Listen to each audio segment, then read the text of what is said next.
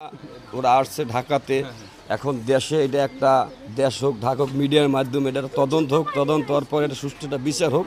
আমরা চাই, সবাই আশাবাদী, আমরা এই বিচারের একটা আশা কামনা করি। এটাই আমরা আরো 5টা নারী জানি ইজ্জত না হারায়, মার সবারই একই ইজ্জত নারী গো। ওর কারণে আজকে কত কিছু হয়ে গেছে না, তোর ফাঁসি হোক, আমরা চাই ওর ফাঁসি হোক, কিন্তু ওকে আমার দেশি না হোক। ও তো একটা নারী, আমি তো একটা নারী, তাই নারীর জাতের বিচার হোক। এত এত দোষিত হয়, তারপরে এগুলা কেন ওই যে জামিনে কেমনে বেরিয়ে আসে? আমরা চাই যে যেমন আছিয়া এগুলা কেন হয়, একটার পর একটা কেন হয়? এই দেশে, বাংলাদেশে এই দেশে বিচার নাই।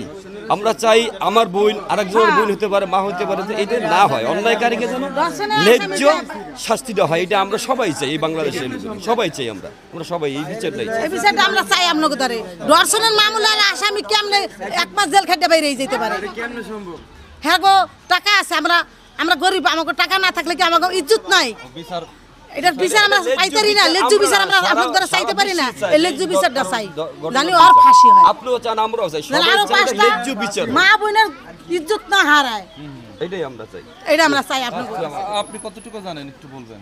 এই সেটুকু যেটুকু ঘটনা বলছে সেটুকু। আমরা এই যে এটি পাইছিলাম, এখান থেকে আমরা বসে আড্ডা মারতেছিলাম। এখন উপরে হঠাৎ এই শব্দ হইতেছে, মানে মহিলাটা চিৎকার দিতেছে। পরে আমরা দৌড়ায় গেছি, দৌড়ায় যায় দরজা মরজা ভাঙতে একটু সময় গেছে। দরজা টরজা ভাঙার পরে এক পর্যায়ে পরে যায় দিই, মানে অলরেডি শেষ, মেয়ে মারা গেছে। পরে এই মেয়েরে দড়ি টড়ি খুললা নামায় দেয়, মারা গেছে। পরে একটা অটো দিয়া শরৎ দিতে দিয়েছে। যদি ভালো করে বিচার সরকার করে তাহলে এগুলা ভয় পাইবো, নাইলে ভয় পাইবো না। মনে করেন আজকে ধরে নিছে, কালকে ছাড়া পাইছে, ওগো সাহস আরো বড় হয়ে যেতেছে, যেন আমাকে তো নিতেছে, ছাড়তেছে, আমাকে তো কিছুই হয় না। তা আর একটা মেয়ের উপরে গিয়ে অত্যাচার করবো।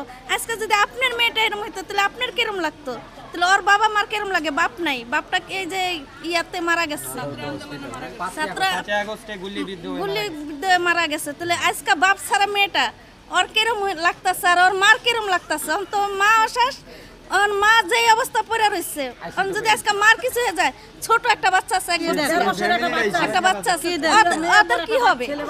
তাহলে ওর এমন শাস্তি ওর দরকার যে নয় জীবনের তরে কোনো দিন আর এই জেলখানাতে বেরোতে না পারে, আর একটা দর্শন এরকম না করতে পারে। এই বিচারটা ভালো করে হোক, জানি আর কোনো নারীর ইজ্জত না হারায়।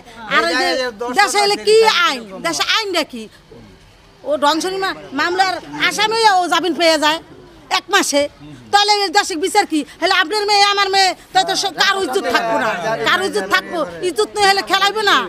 তাই না বাংলাদেশের নিয়ম। আপনারা আসলে তার কতটুকু মানে শাস্তি দাবি করেন? আমরা চাই ওর ফাঁসি, আর ফাঁসি চাই, আর কিছু চাই না।